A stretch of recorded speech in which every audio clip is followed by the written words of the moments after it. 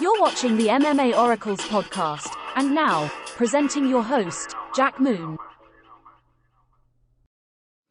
This is the MMA Oracles Podcast, and I am your host, Jack Moon, returning for another episode here where I am going to be breaking down UFC 298, which is going down at the Honda Center in Anaheim, California, and will be headlined by a featherweight title fight between Alexander the Great Volkanovski and the undefeated Ilia El Matador Topuria.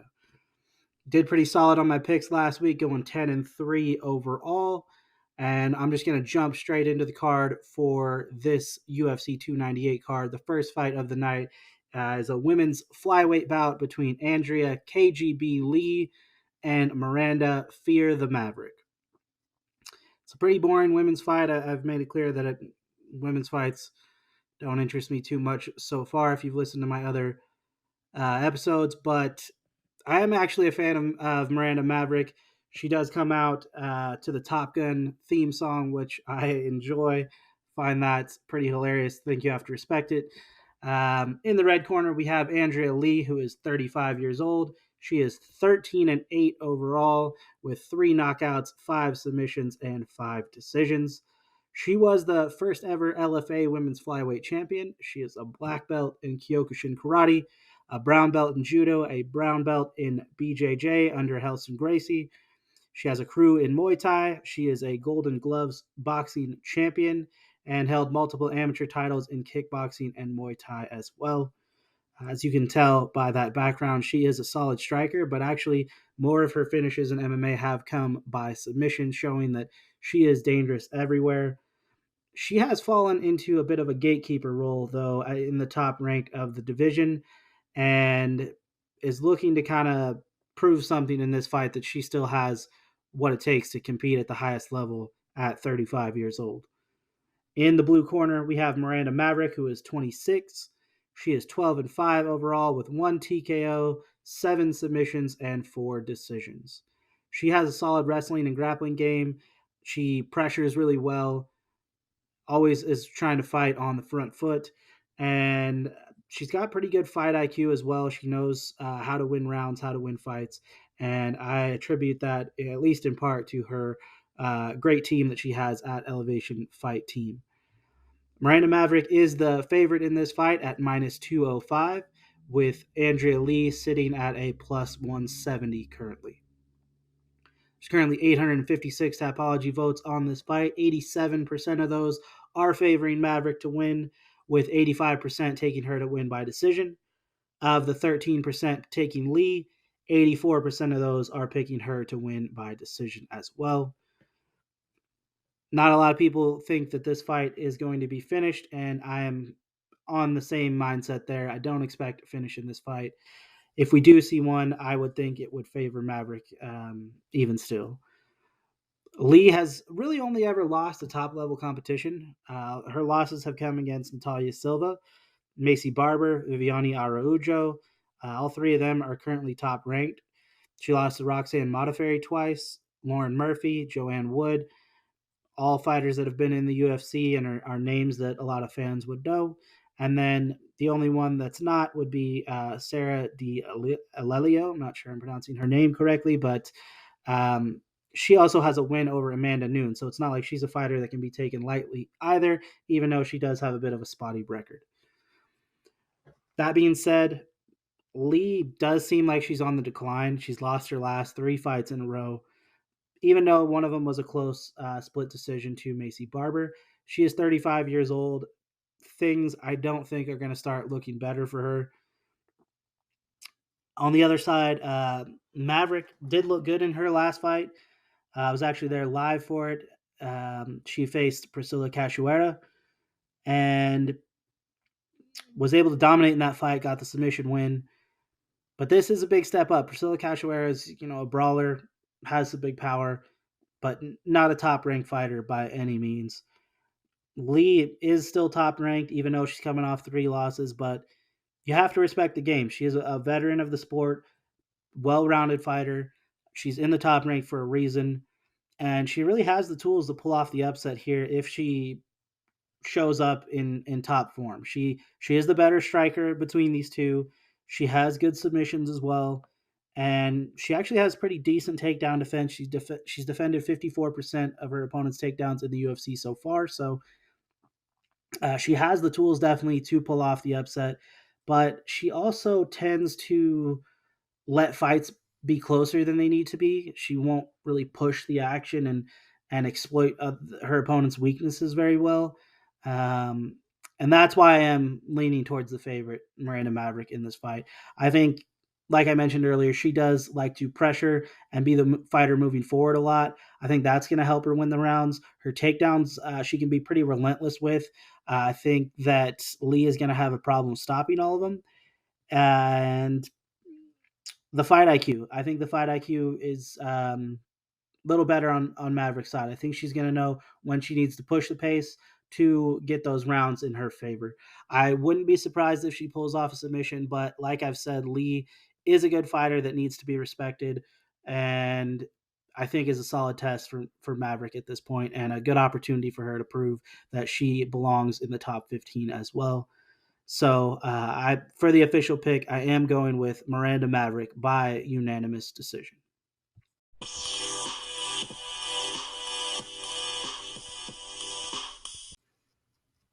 In the second fight of the night, we jump to the welterweight division for a matchup between Oban, the Welsh gangster Elliott, taking on Val, the animal Woodburn. Both fighters are coming into this fight with a lot to prove to show that they actually belong on the UFC roster, so somewhat interesting matchup here. In the red corner, we have Elliott, who is 26 years old. He is 9-2 overall with 2 knockouts, 3 submissions, and 4 decisions. I wasn't really impressed with him when I saw him on the Contender Series. He definitely had his moments in that fight. He got the win, and he did it over against a pretty good fighter in Kike Brito, who is a decent prospect himself, but it wasn't a great fight in my opinion. Elliott looked sloppy at times. He's defensively somewhat poor, and really I think he got the UFC contract because of his post-fight speech. He really was basically begging Dana White for a contract and pleading with him, and Dana likes to see that fire under fighters um, that really want to be there and want to fight. So I think that helped him get that win and get that contract. He has so far made his way up in Cage Warriors. He had a couple decent wins there. You know, Cage Warriors is a solid promotion, but no names that are worth mentioning. But he also has a very good team behind him at Shore Mixed Martial Arts with Jack Shore and Jack Shore's father, who is one of the main coaches there. So interested to see how Elliott will fare in the UFC. On the other side, Woodburn is 30 years old. He is 7-1 overall with 5 knockouts and 2 decisions. He is dropping down to welterweight for the first time here. He's fought his whole career mostly at middleweight, but he's fought at catch weight of 195 pounds as well as 205 pounds, which seems ridiculous because he isn't a big fighter. He is a very short and stocky and extremely muscular fighter, but he is only 5'8". So he's actually the smaller fighter coming in here technically. Dangerous. He's got dangerous striker. He's got a ton of power, one shot knockout power. I actually scouted him a little bit before the Bo Nickel fight. Bo Nickel was looking to get back on the Contender Series, and I threw him out as a suggestion instead of Donovan Beard, who I think Woodburn is better than Donovan Beard.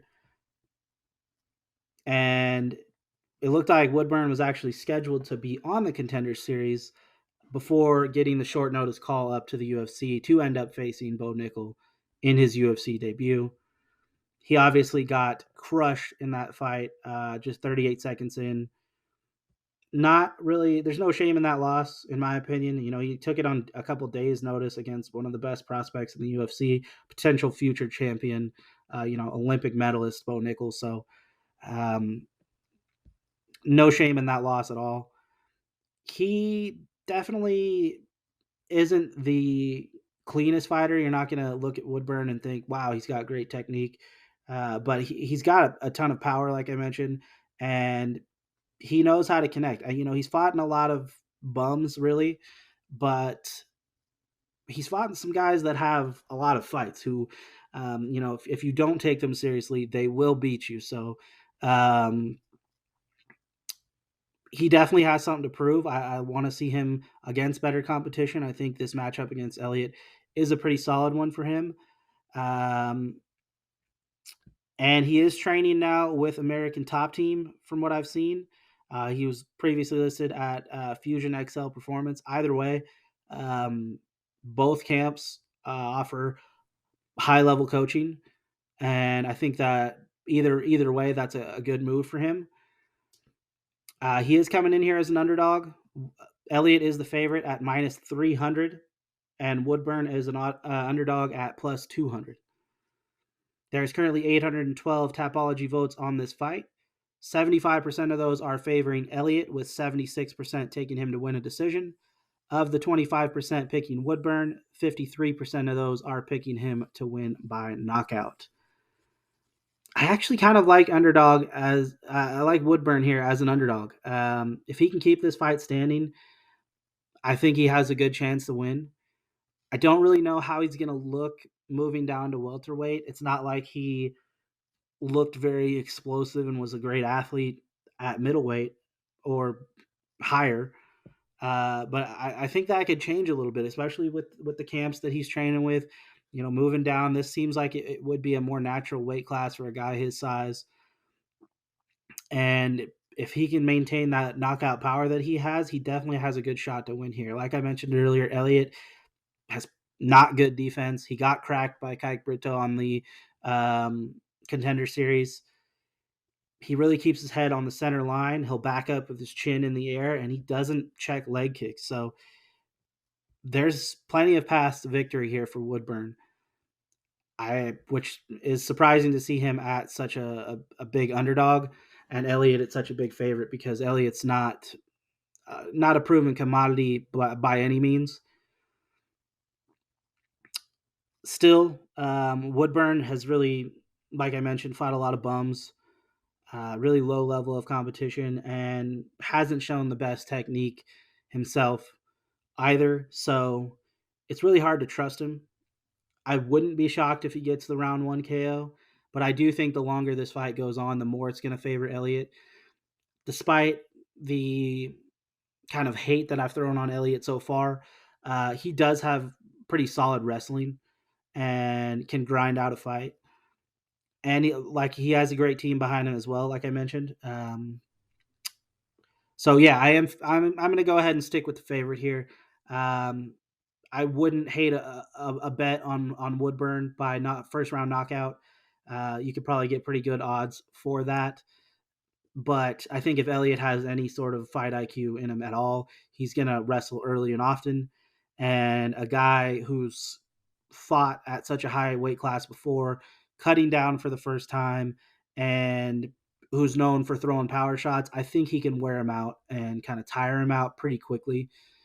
So I wouldn't be shocked if Elliott gets a finish either in the second or third, but I think he grinds it out. I think we do see some improvement from Woodburn here. Not that I think he has much of a bright future in the UFC either, but I do think we see some improvement from him here. But I think Elliott just kind of wears on him, makes this a not great fight, wrestles him, and wins on the judges' scorecard. So the official pick will be Oban Elliott by unanimous decision.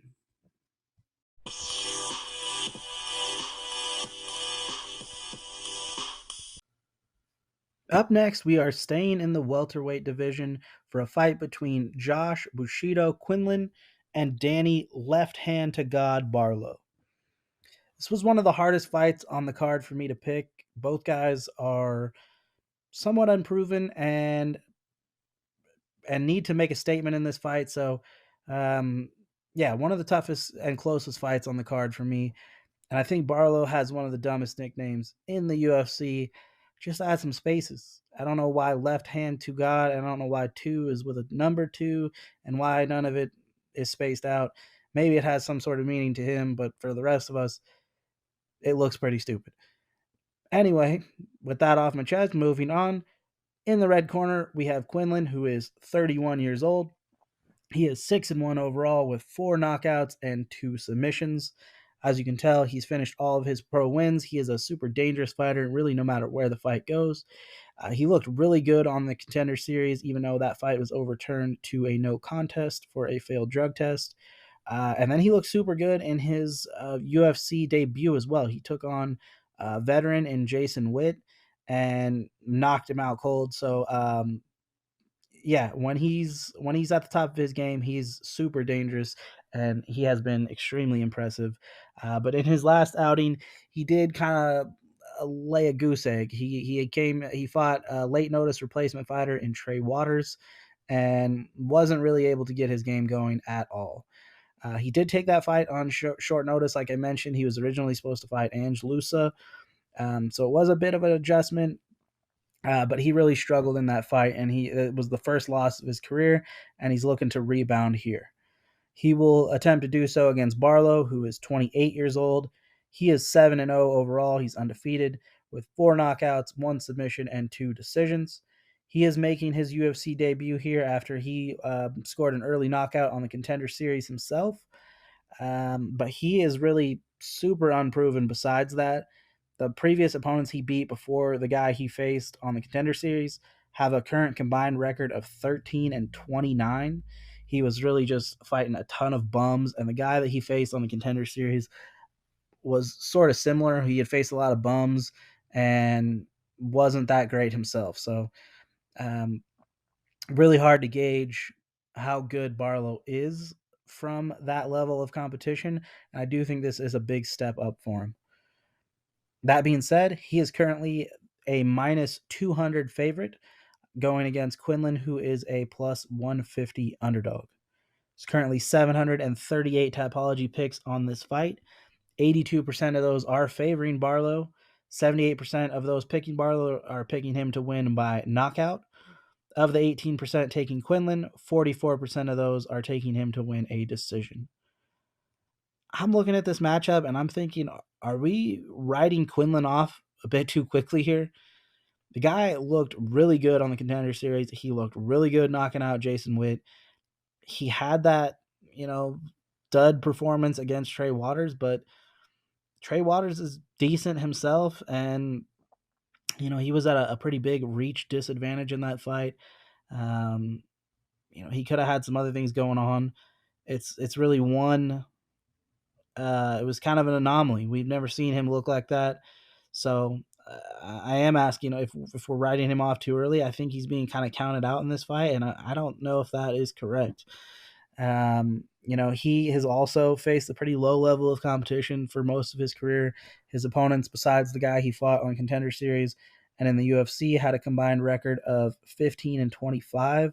So, not much better than the record of the opponents that Barlow has been facing. But Quinlan does have an amateur win over Ryder Newman, and he has that win in the UFC over Jason Witt. Both those guys are better than anyone Barlow has ever faced by far.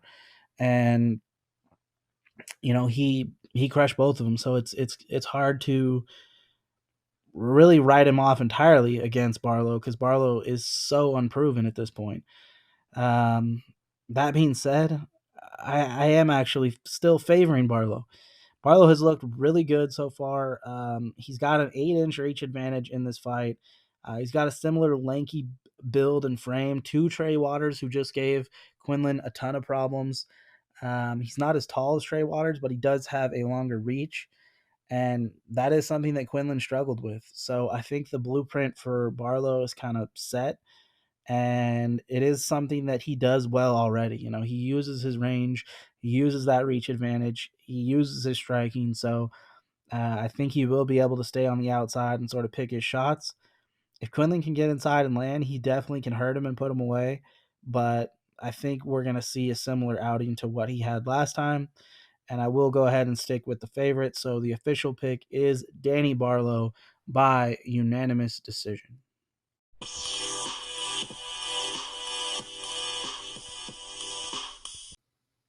In the next fight, we jump up to the light heavyweight division for a matchup between two debuting fighters, Mountain Tiger Mingyang Zhang and Brenson the Gorilla Ribeiro. this is going to be a fun fight. Both fighters are wild finishers, so expect a war in this one and expect a finish in this one. In the red corner, we have Zhang, who is 25 years old. He is 16-6 overall with 10 knockouts and 6 submissions. As you can tell, he's finished all of his pro wins. And he is an all or nothing type fighter. He's only been to a decision one time, and that was in a loss. He is dangerous everywhere, but he's been facing a really low level of competition. So, interested to see how he will fare in the UFC. I think both guys, though, are a great addition to the roster. Light heavyweight is extremely shallow and needs just more bodies in there. So even if he's not up to par, it will be good to at least have someone else to throw in there at this point. In the blue corner, we have Ribeiro, who is 27 years old. He is 15-5 overall with 9 knockouts and 6 submissions. He's also finished all of his pro wins and is an all or nothing type fighter who's also only been to a decision once and lost it as well. He's also dangerous everywhere, as you can tell, and he is coming off a big win on the Contender Series that earned him his UFC contract, and he has a solid team behind him as well. To my surprise, Zhang is currently sitting as a minus 145 favorite, with Ribeiro at a plus 115 underdog. There's currently 824 Tapology votes on this fight. 65% of those are favoring Ribeiro to win. 82% of those taking Ribeiro are picking him to win a knockout. 35% are taking Zhang. Of those 35%, 69% are taking him to win by knockout. So the fans are expecting a finish in this fight, and so am I. With both fighters' track record, I don't expect this one to see the judges. Ribeiro has the better team behind him. He's got a 6-inch reach advantage, and he's faced better competition. He's got a win over Antonio Arroyo, who he went 0-3 in the UFC, but at least he had what it took to make it to the UFC. And he beat Bruno Lopez on the Contender Series, who is a decent fighter and decent prospect himself. And the way I see it, Ribeiro is pretty easily the better fighter between these two, better skill set. Zhang has really only beaten bums. He's beaten multiple fat guys who really didn't belong in the ring with him. One of the highlights I saw was the guy he was fighting basically had tits. He's only beaten 4 opponents of his 16 that had winning records. His first 6 victories were over fighters with 0 wins. His past opponents have a current combined record of 53-63. And multiple of those people were fighters that he beat twice. And 30 of those 53 wins are coming from just 4 fighters. So really low level of competition. His best win is probably his last one over George Tokos, who is another fighter with a padded record. If you look at the people that Tokos fought, bunch of bums as well. So his record looks decent, but he was crushing cans as well. I really think that Zhang's only hope for this fight is that it turns into a wild brawl immediately and that he can catch Ribeiro before he gets caught himself. That definitely could happen. Ribeiro is a fighter that will engage in wild brawls and make things sloppy. So the chance is definitely there for Zhang, but I think skill for skill, Ribeiro is the better fighter. He's got the better team. He's beaten the better competition, and he's got that reach advantage that I think is going to allow him to land his shots before Zhang can land his own. So the official pick will be Brenson Ribeiro by knockout in the first round.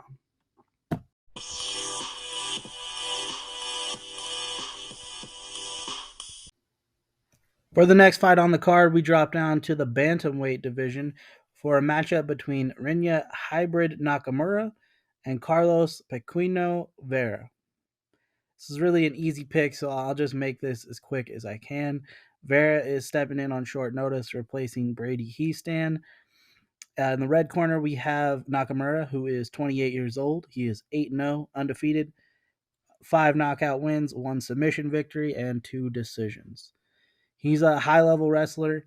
He was a U23 Wrestling World Champion, and he is the winner of Season 1 of Road to the UFC tournaments. In the blue corner, we have Vera, who is 36 years old, and he is 11-3 overall with 1 TKO, 5 submissions, and 5 decisions. He was a contestant on The Ultimate Fighter 31 on Conor McGregor's team. He is 36 years old, yet somehow he was listed as one of the prospects. Didn't make much sense. And he lost his only fight in the house to Brad Katona. Nakamura is currently sitting at a ridiculous minus 1,300 favorite, while Vera is a plus 600 underdog. There's 653 Tapology picks on this fight. 95% of those are favoring Nakamura. 58% are expecting him to win by KO or TKO. Of the 5% taking Vera, 43% of those are taking him by decision. I really don't see Vera standing any chance here. His best chance is maybe a Hail Mary submission. Nakamura is a wrestler, and Vera has mostly finished fights by submission, so maybe he catches him with something off his back, but I just see Nakamura being too strong, too dominant of a wrestler to let that happen. And Vera really is kind of a bum. He hasn't beaten anyone that's any good. And he's already 36 years old, so no upside there either. Expect Nakamura to dominate this fight. The official pick is Rinya Nakamura by unanimous decision.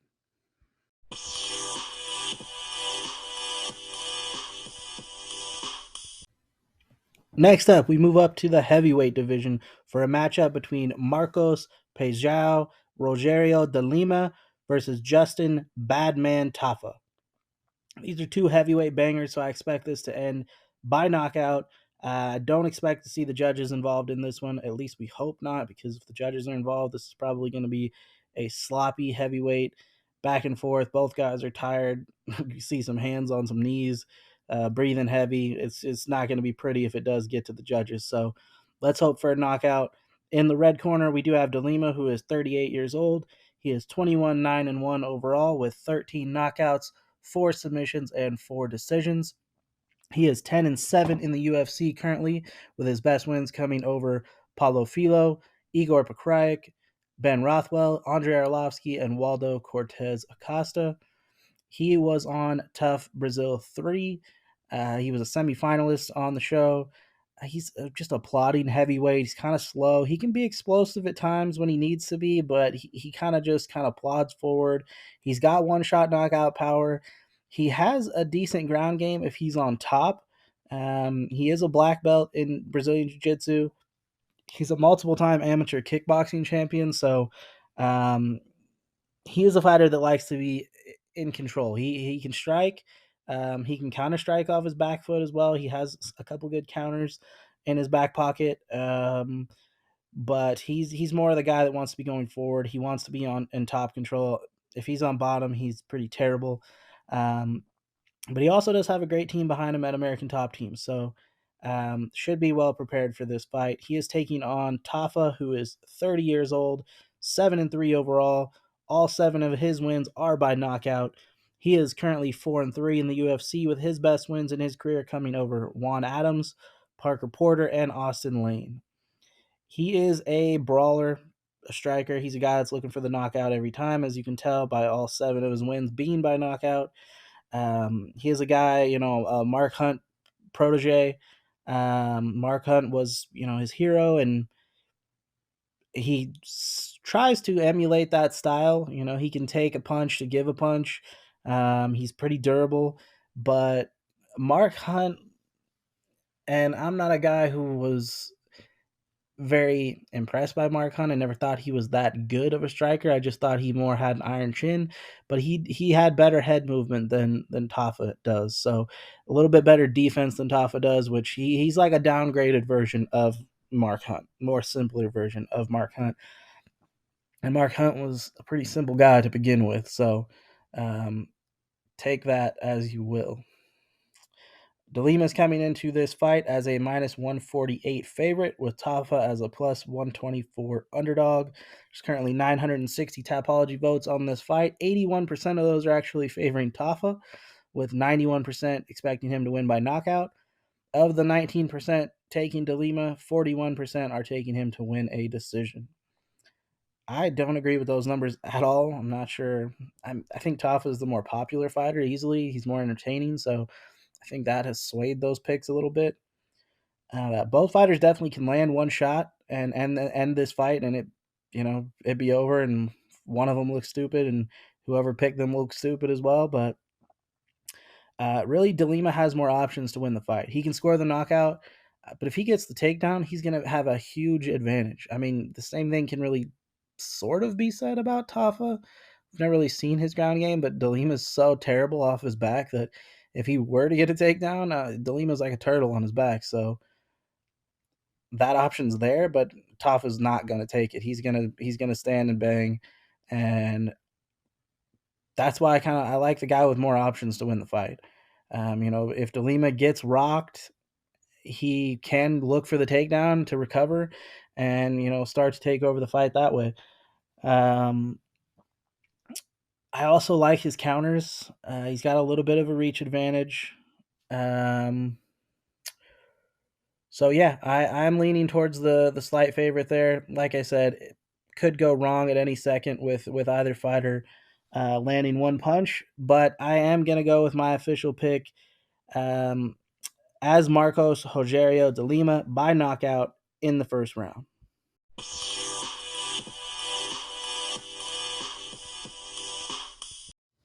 Next up on the card, we go to the women's strawweight division for a matchup between two top-ranked fighters in Amandinha Lemos and Mackenzie Dern.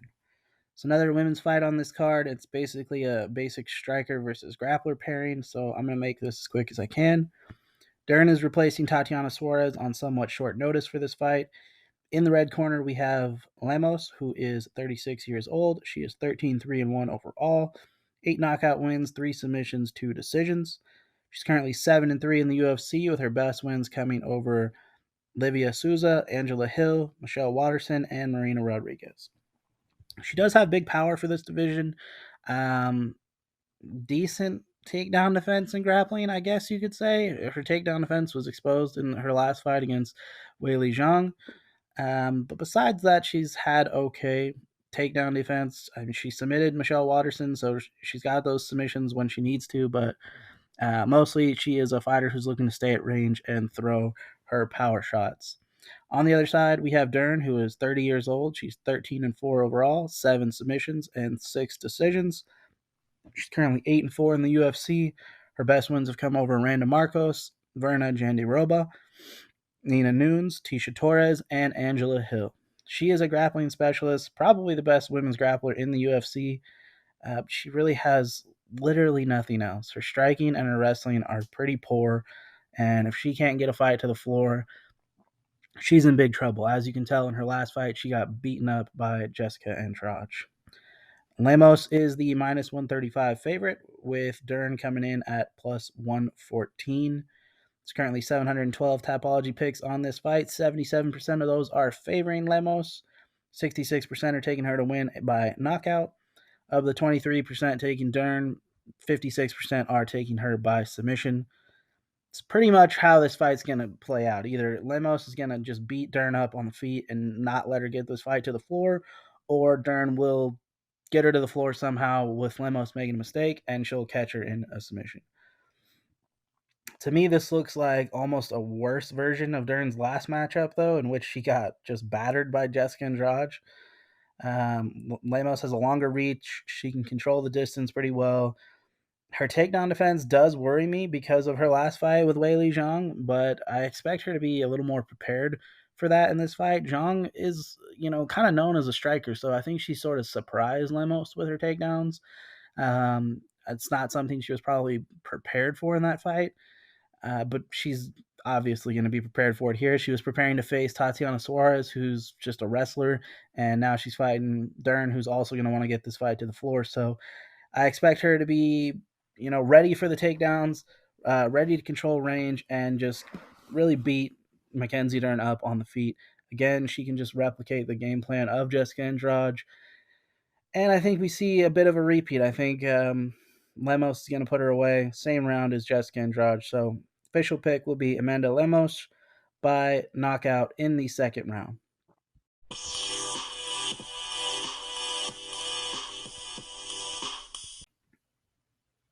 For the first fight on the main card, we will be in the middleweight division for a matchup between Anthony Fluffy Hernandez, and Roman Kopylov. Kopylov is replacing Ikram Aliskerov on somewhat short notice, and he actually previously stepped in to face Hernandez on short notice before when his fight with Chris Curtis fell apart. So I think that is a interesting little tidbit for this fight that I'll get into a little more later. In the red corner, we have Hernandez, who is 30 years old. He is 11-2 overall with 2 knockouts, 7 submissions, and 2 decisions. He's currently ranked in the top 15 for the middleweight division. He is 5-2 in the UFC with his best wins coming over Brendan Allen, Jung Young Park, Rodolfo Vieira, Marc-Andre Barrio, and Edmund Shabazian. He is a former LFA champion. He is a brown belt in Brazilian Jiu-Jitsu and a black belt in Marinoble's MMA system, whatever the hell that is. He's got a decent team behind him at MMA Gold Fight Team, and he's really a fighter who is kind of dangerous everywhere, but more of a submission specialist. On the other side, we have Kopylov, who is 32 years old. He's 12-2 overall with 11 knockouts and 1 decision. He's currently 4-2 in the UFC, with his best wins coming over Alessio De Chirico, Punahele Soriano, Claudio Ribeiro, and Josh Fremd. He is a former Fight Night's global champ. He's a master of sport in hand-to-hand combat, whatever that means, and he's got a foundation in combat sambo. Hernandez is currently sitting at a minus 180 favorite, with Kopylov coming in at a plus 140 underdog. There's currently 705 Tapology votes on this fight. 67% of them are favoring Kopylov. 83% are expecting him to win by knockout. Of the 33% taking Hernandez, 55% of them are taking him to win by submission. Hernandez is a guy I've kind of constantly overlooked a bit. He's not a great athlete, but he's proven me wrong multiple times now. He makes good adjustments during the fight. I think he kind of gets better as the fight goes along, and he's really got dangerous submissions. So, guy I've overlooked, but he's proven me wrong time and time again. But I'm kind of overlooking him again here. Kopylov is another guy I was kind of writing off. He had a bad start to his UFC career, but he's also proved me wrong. He's kind of come back and won some fights. Kopylov is still unproven. I think this is a big step up for him, but it's a good stylistic fight, which is why I'm still kind of underestimating Hernandez a bit. The guys Kopylov is beaten, are pretty poor. Like I said, his best wins are Chirico, who's not good. I don't think he's in the UFC anymore. Soriano, who had potential, but is he's lost some fights. I think he may be cut soon. Claudio Ribeiro is like 1-2 in the UFC, I think, and I think Josh Fremd is the same. Hernandez also has a win over Josh Fremd, and I didn't even feel like it was worth mentioning. So for that to be one of his best wins, it's not a great look, but he's got that win streak. He's beaten all 4 of those guys in a row, all of them by knockout. So I don't know. I'm liking Kopylov for this fight. Hernandez is just not good defensively, and I think that's going to be a big thing for this fight. It's one of the things that stood out the most for me when breaking down this fight was defense.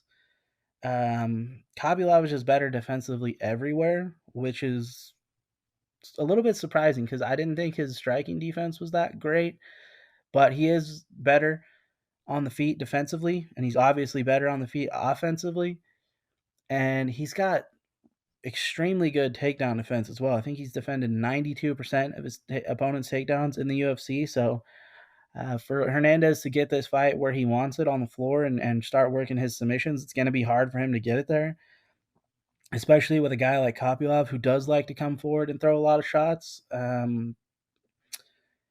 Hernandez, like I mentioned, he does get better as the fight goes along, but I think Kopylov is a guy that's not – his style is not going to allow that to happen. Kopylov does land some good body shots, and I think that's going to kind of negate the factor of Hernandez getting better as the fight goes along. I think we're going to see Kopylov kind of wear him out a little bit in the first round, kind of land those body shots, pressure him, land some good shots, shut down the takedowns.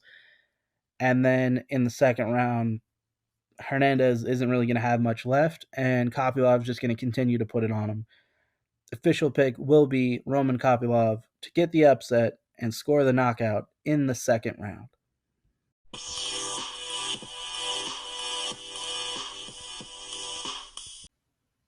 For the second fight on the main card, we have a super high-level bantamweight pairing between Merab the Machine Dvalishvili and Henry Triple C Cejudo. It's a huge fight for the division and for both of these fighters. I actually thought it would be higher on this card. I thought it would be the third fight and maybe even the co-main, but it's the second fight on the main card here. In the red corner, we have Dvalishvili, who is 33 years old. He is 16-4 overall with 3 knockouts, 1 submission, and 12 decisions. He's 9-2 in the UFC currently, with his best wins being over Rafion Stotts, Brad Katona, Casey Kenny, John Dodson, Cody Stamen, Marlon Moraes, Jose Aldo, and Peter Yan. He's got insane cardio and pace. This guy just never gets tired. He just keeps going. But he's got a really wrestling heavy style. He's just going to keep shooting for takedowns. If he doesn't get it, he's going to keep going. He'll work you against the fence. It's really not exciting to watch. I was there live when he fought Jose Aldo. The crowd was booing him. A lot of people were upset. I'm pretty sure I threw some boos in there. I was definitely rooting for Aldo. But yeah, insane pace that he'll set, wrestle heavy style, and it's been working for him. He's on a 9-fight winning streak right now. Really should have gotten the title shot, but because he, declined it when it was Aljamain Sterling as the champion, it seems like he's being punished a little bit here. But it also doesn't seem like he minds. He's got a big fight in front of him. This is a great opportunity for him. In the blue corner, we have Cejudo, who is 37 years old. He's 16-3 overall with 7 knockouts, 1 submission, and 8 decisions. He's 10-3 in the UFC currently. His best wins are over Hussier Formiga, Wilson Reyes, Sergio Pettis, Demetrius Johnson, TJ Dillashaw, Marlon Moraes, and Dominic Cruz. He's an Olympic gold medalist wrestler, as you know, former UFC bantamweight champion, former UFC flyweight champion. He's got big power in his punches. He's got good boxing. He's got that karate-style movement. He's definitely the better finisher between these fighters, but he is getting old at 37 years old, especially for these lower weight classes where fighters can set a pace like Merab can. Merab is coming into this fight as a minus 198 favorite, with Cejudo as a plus 164 underdog. There's currently 1,061 Tapology votes on this fight, with 75% of those favoring Dvalishvili. Of the 75% taking Merab, 89% are expecting him to win a decision. Of the 25% taking Cejudo, 72% of those are taking him to win the decision. Seems like the fans aren't expecting a finish in this fight. I'm really not either. If there is a finish, I would expect it to probably favor Cejudo. Merab is really, his nickname should be the decision machine. He's a boring fighter. Hate to say it, but Merab is a boring fighter. The guy just really wants to lay on opponents, and most of the time it's going to decision. Cejudo's the better striker. He can definitely be competitive in the wrestling, obviously being an Olympic wrestler. His grappling's competent enough that he can, probably avoid any submissions. Merab's not really a submission guy anyway, but Merab is definitely the better grappler. If Cejudo can keep this at range, he can probably win some of those striking exchanges. He definitely has the better striking, but when does Merab let that happen? He didn't strike it at all with Jose Aldo. He just ran him against the fence and kept him against the fence. And there's a couple times Aldo was looking at the ref like, hey, nothing's happening, not getting taken down here. But it never got separated. Merab does just enough to kind of allow the ref to let him keep working. So I think he's going to set that pace on Cejudo as well. And Cejudo being 37, being a little bit smaller, I don't think he's going to be able to stop it. And I think we'll just see Merab kind of outwork him here. It's not going to be exciting. And honestly, you may even want to just take a break for this fight. Expect it to go the full 15. Official pick will be Merab Dvalishvili by unanimous decision.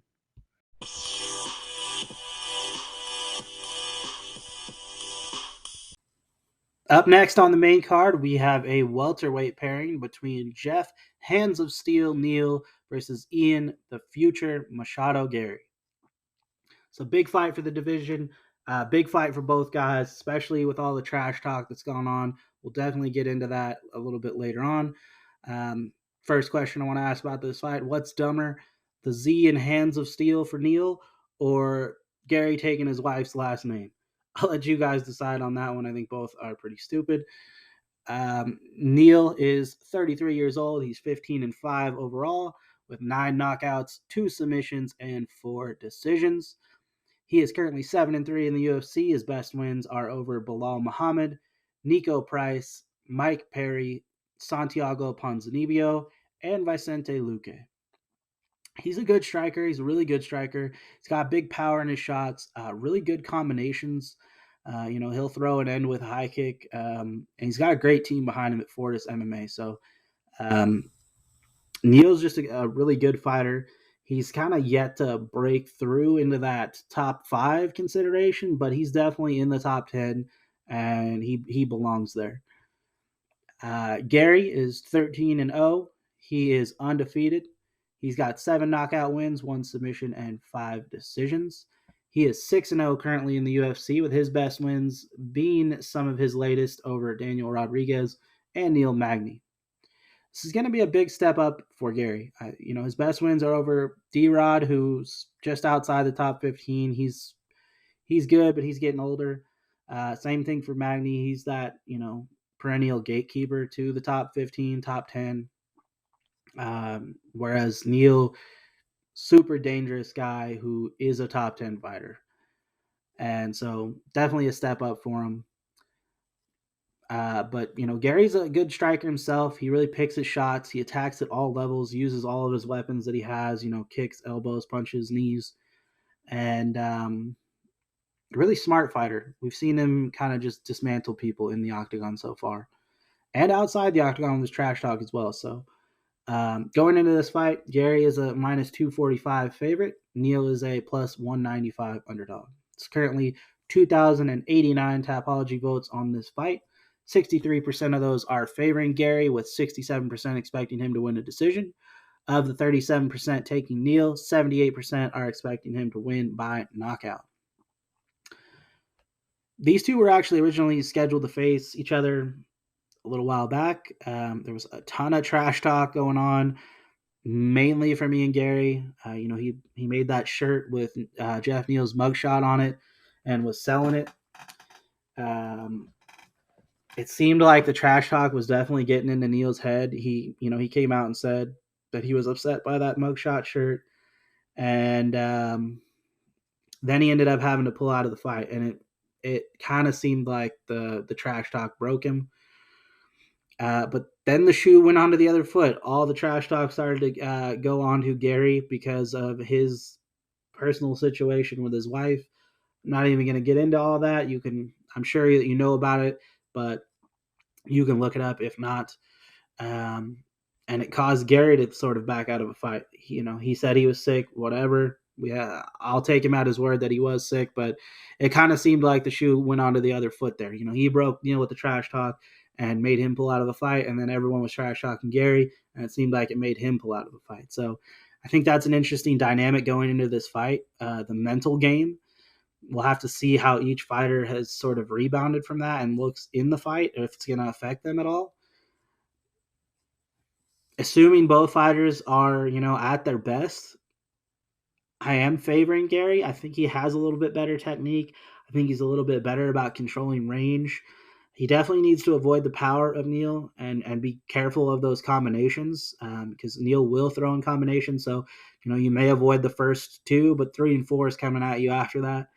But Gary's quick. He's got good timing as well. I think that's going to be a big factor for him, his defense and just not taking those shots.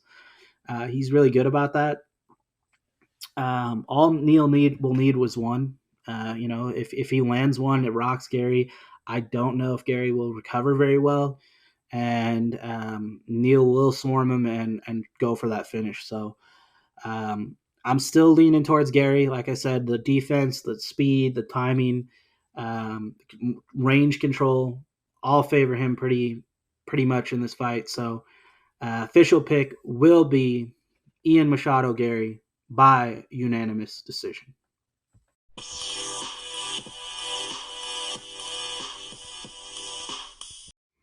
In the co-main event of the evening, we have a middleweight pairing between the former champion Robert the Reaper Whittaker taking on Paulo the Eraser Costa.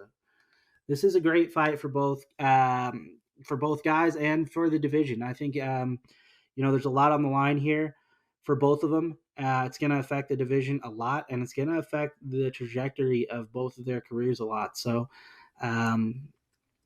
important fight for both guys. In the red corner, we have Whittaker, who is 33 years old. He is 24-7 overall with 9 knockout wins, 5 submissions, and 10 decisions. He is the former UFC middleweight champion.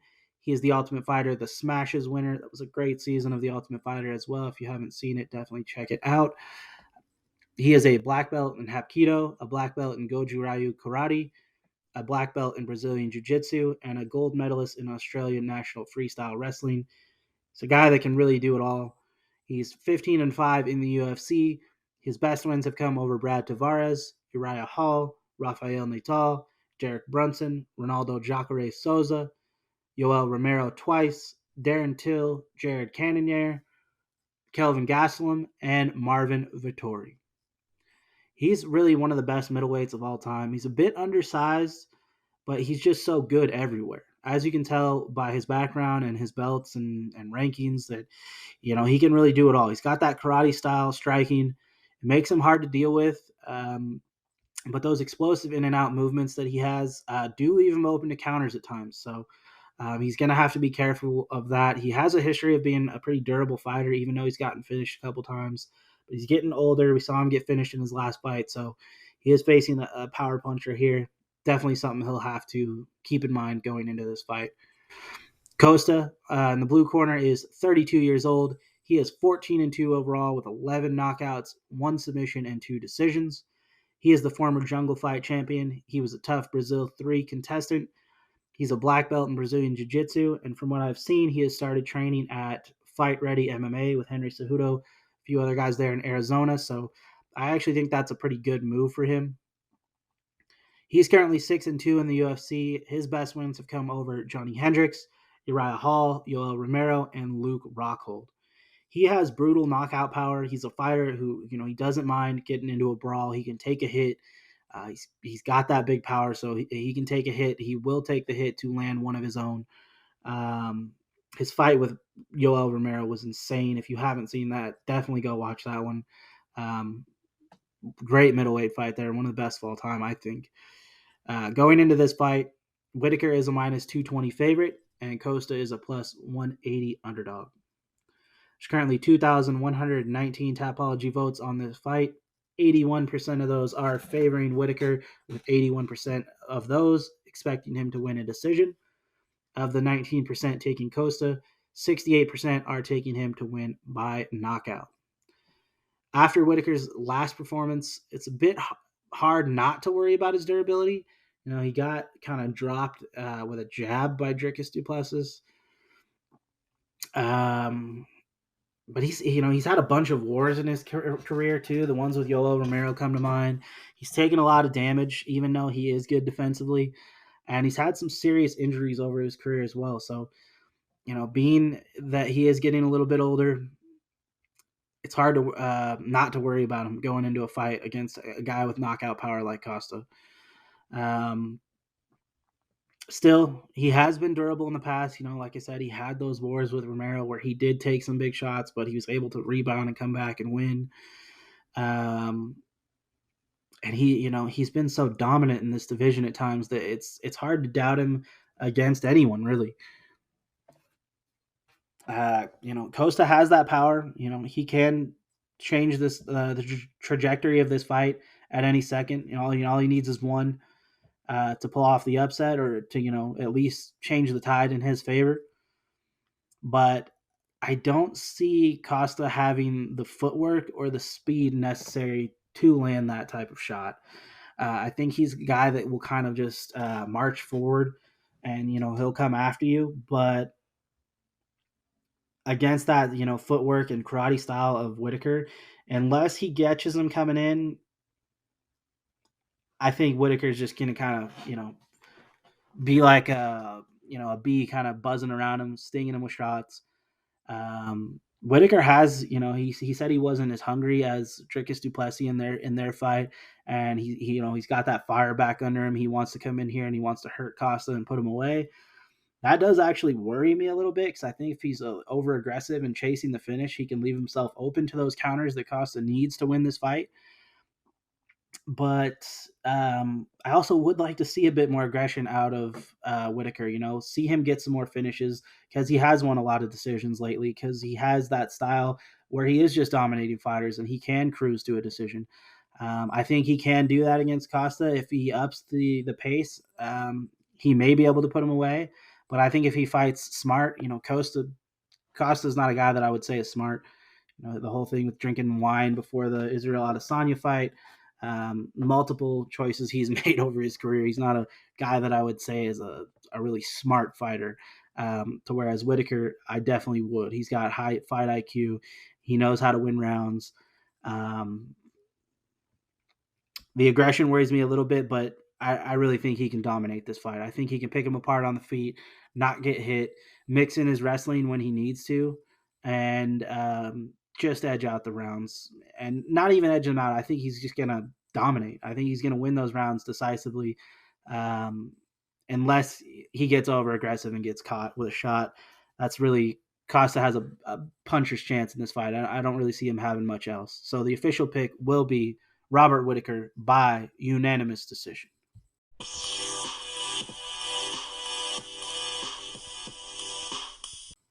It's time for the main event of the evening. The UFC Featherweight title is on the line.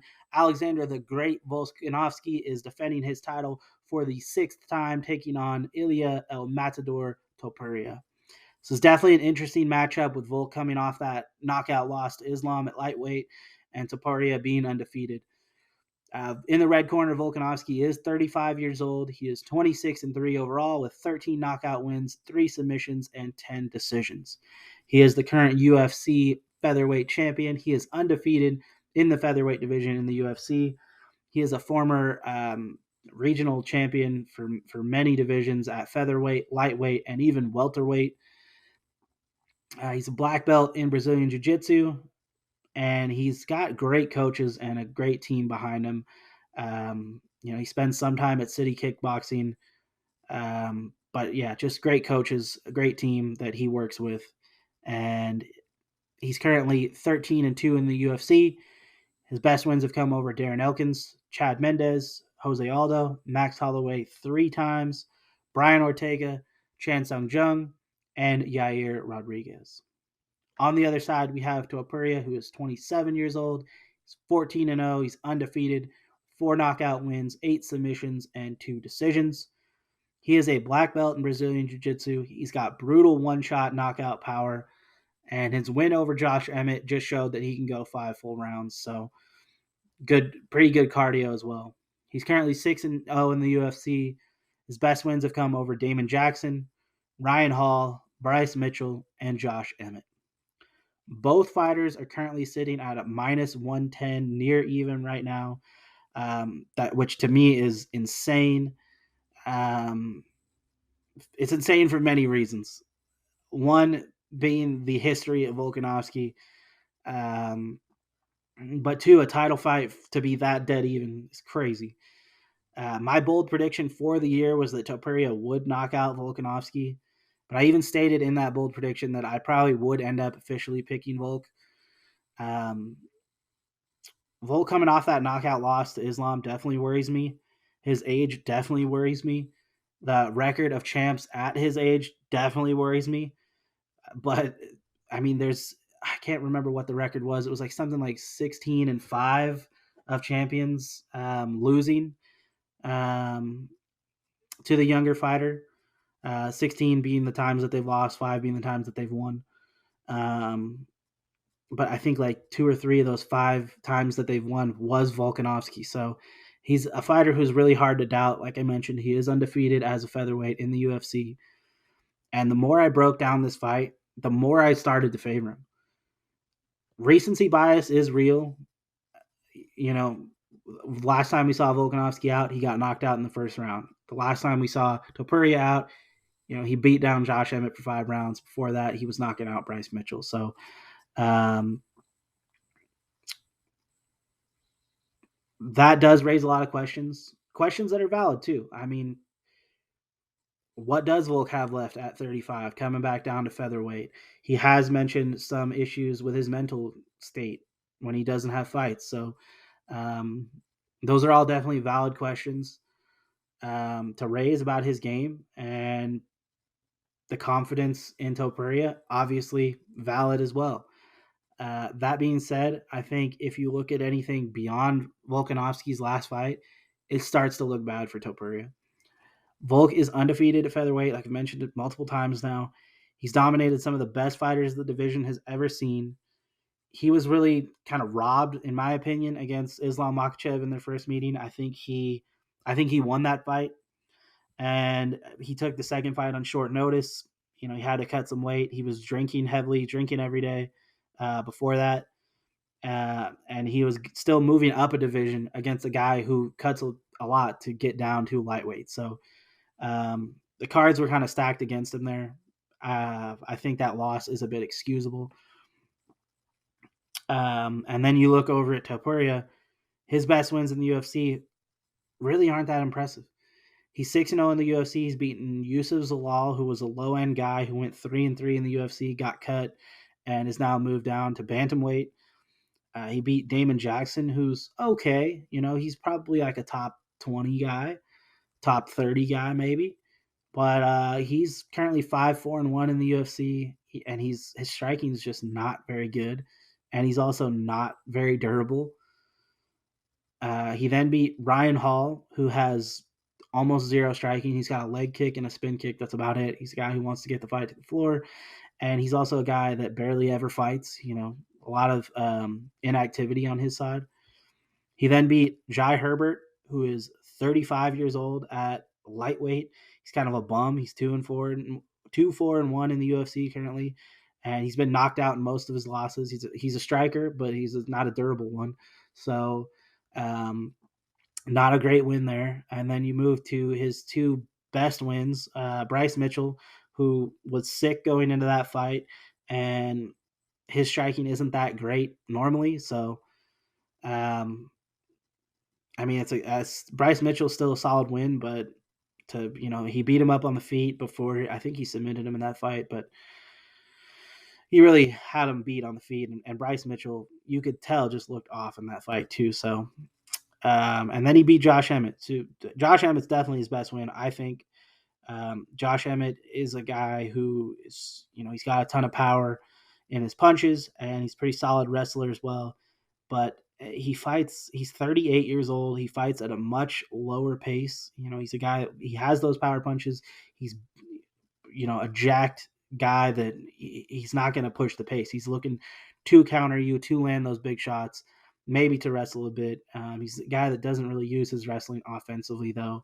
And he was also coming off a loss where he just got really fucked up by Yair Rodriguez. Yair Rodriguez kind of took it to Josh Emmett, beat him up pretty bad, finished him, and then Emmett went into the fight with Topuria. So people were thinking that Emmett was going to retire after that Yair loss. So take that win as what you will. In my eyes, Topuria has never faced someone with the striking style of Volkanovski. A lot of the guys he fought really didn't have striking at all. I mean, if you look at those guys that I just named, none of them I would say are good strikers except for Josh Emmett. But like I said, Josh Emmett doesn't throw volume. He's looking for power shots. So completely different type of striking style that Topuria has ever faced. The footwork is going to be something that he's never faced. The pace is going to be something that he's never faced. The well-rounded skill set. I mean, Volkanovski can wrestle too and grapple too. So I think Topuria doesn't know exactly what he's getting into here. Topuria, I would say, has an edge in the grappling, but Brian Ortega wasn't able to submit Volkanovski. And Brian Ortega is, a high-level Brazilian Jiu-Jitsu guy, and he had him in his two best submissions locked in deep and still couldn't finish Volkanovski. So I don't see Topuria getting a submission win. If anything, he may be able to catch him on the feet because he does have power, but I just think Volk's going to be too much for him. I think the pace is going to be too much for Topuria, and I think the extreme overconfidence that we see from Topuria going into this fight, I think he's going to have that going into the first round. He's going to start throwing those big shots, looking to get Volkanovski out of there. And when it doesn't happen, I think we're going to see a bit of an adrenaline dump. I think we're going to see him start to slow down, realize that he's in over his head, realize that this is something, a new level that he's never gotten to before. And I think when he starts to slow down, Volkanovski is just going to up his pace even more and start to run him over. So the official pick will be Alexander Volkanovski by knockout or TKO in the third round.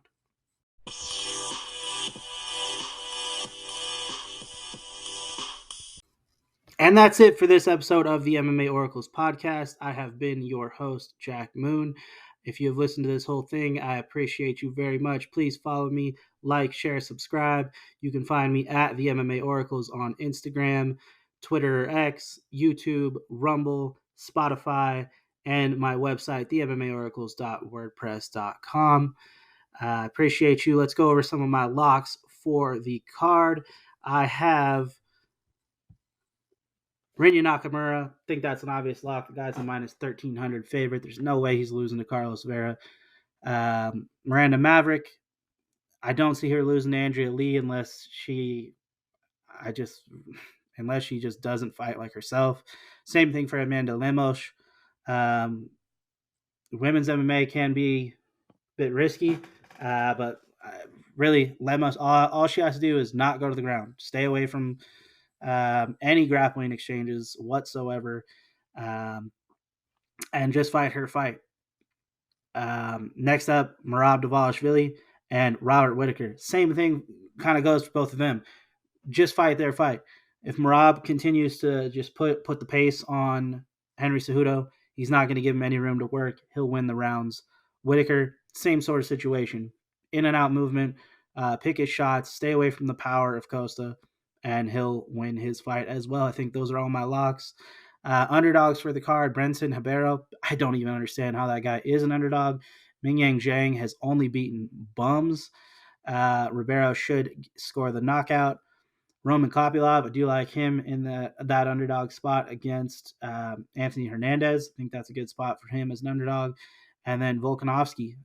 You can say Alexander Volkanovski is an underdog since they're both minus 110. I like that play there. You can even get into some of the props, maybe Volkanovski by stoppage, Volkanovski by decision. There's a couple things I would look at there as well. My parlay for the card is going to be Amanda Lemos, Merab Dvalishvili, and Robert Whittaker for plus 258 odds. I think that gets some value there.